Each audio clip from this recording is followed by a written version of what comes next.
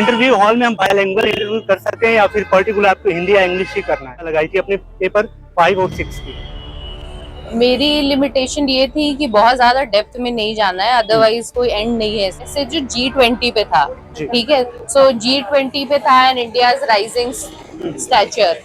तो finally UPPCS के एक कैंडिडेट और बाहर आए। चलिए डिटेल डिस्कस करेंगे कि कैसा मैम का इंटरव्यू रहा, साथ ही क्या माहौल वहां पे रहा, क्या मैसेज देंगे आपको। मैम सबसे पहले आपको कांग्रेचुलेशन यहाँ तक आने के लिए। अपने बारे में बताएं मैम पहले। मेरा नाम अपराजिता है जी। और मैं बैकग्राउंड है law, I am a lawyer और अभी मैं करेंटली प्रिपरेशन कर रही हूँ कॉम्पिटिटिव सर्विसेज की। ओके मैम, जब आप एंटर करती हैं इंटरव्यू हॉल में तो वो माहौल बताइए, कितनी नर्वस आप थी या फिर नहीं थी? नर्वसनेस थोड़ी तो रहती है, इसलिए इंटरव्यू के पहले जो और भी फेलो कैंडिडेट्स हैं तो उनसे बात करना, तो बात करने से थोड़ा तो स्ट्रेस रिलीज हो जाता है कि ठीक है ना, कि ठीक है, इट्स नॉर्मल। और आपको कहीं ना कहीं थोड़ा कॉन्फिडेंट भी होना चाहिए क्योंकि आप 2 स्टेजेस क्लियर करके पहुंचे हैं, so it's fine, you have some metal in you, ठीक है, तो आपको इतना नर्वस होने की जरूरत नहीं है। और इंटरव्यू में नर्वसनेस कभी कभी इसलिए भी होती है, वो सोचते हैं किसी क्वेश्चन का आंसर नहीं आया तो, so it's fine, you can always apologise से आपको नहीं पता है। और कोई अगर बहुत बेसिक चीज आपको लगे कि ये तो आपको पता होनी चाहिए, तो आपको वहां पे मेंशन करना चाहिए कि आप इस पे पढ़ेंगे बाहर जाके। तो नर्वस होने जैसा कुछ नहीं है, इट्स बेटर कि बी कॉन्फिडेंट, क्योंकि जब हम कॉन्फिडेंट रहते हैं that's when the best in us comes out. आपका अटेम्प्ट और मीडियम क्या रहा है मैम? हाँ, मेरा 4th अटेम्प्ट था, मेरा मीडियम इंग्लिश है। Okay, 4th attempt. पिछले जो एक्सपीरियंस रहे, इस बार का क्या लगता है कि बेटर आपने दिया है परफॉर्मेंस या फिर?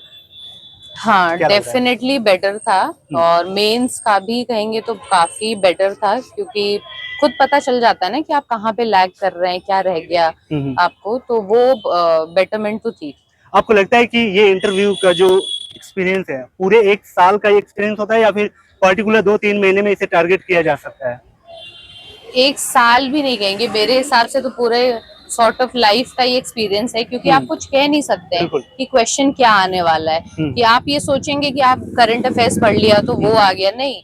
कभी कभी वो कुछ भी पूछ सकते हैं कि आपके बचपन का कोई इंसिडेंट हुआ हो, कोई डिफाइनिंग मोमेंट हुआ हो लाइफ में। तो आई थिंक इंटरव्यू के लिए तो आप ठीक है प्रिपरेशन कर लें, जो करंट है रिवाइज कर लें, स्टैटिक वापस से देख लें, but all in all it's your personality that's going to make the difference।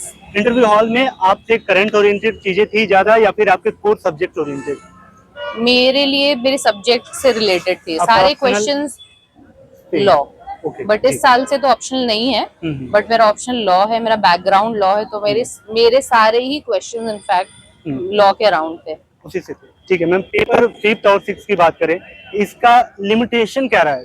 क्या पढ़ना सबको पता है, लेकिन आपने लिमिट्स क्या लगाई थी अपने पेपर 5 और 6 की?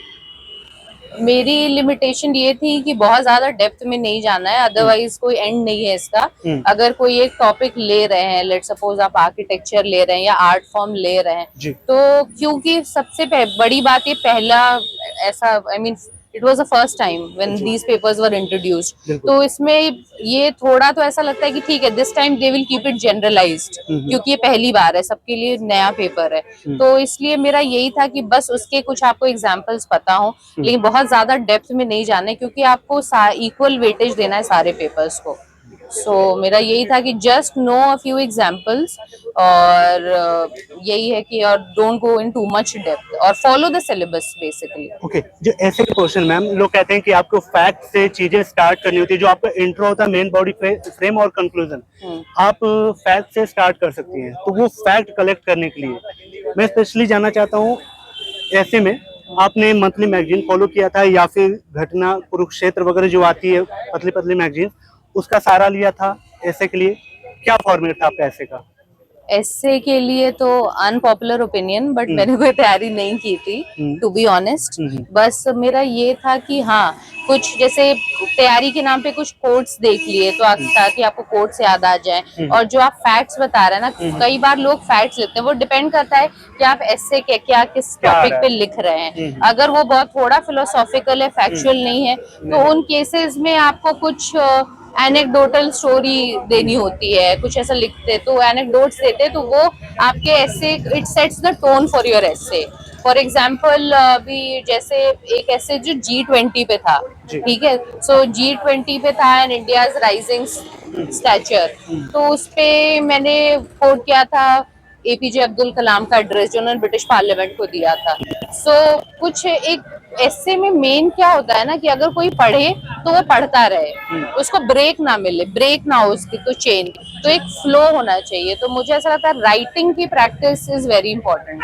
इंटरव्यू हॉल में हम बायलैंग्वेज इंटरव्यू कर सकते हैं या फिर पर्टिकुलर आपको हिंदी या इंग्लिश ही करना है? क्या हाँ मैसेज? नहीं, बाइलिंगुअल होता है इंटरव्यू टोटली, और इट्स प्रेफरेबल कि अगर वो आपसे जिस लैंग्वेज में पूछें आप उसी में जवाब दें। लास्ट मैसेज में प्री ओरिएंटेड, सबसे बड़ी बात प्री है आजकल की, तो प्री के लिए कैसे डिजाइन करना अपनी तैयारी को? फैक्ट ओरिएंटेड जाना है या फिर आपको डिस्क्राइब करना, तो वो तो मेंस हो जाए, लेकिन प्री कैसे?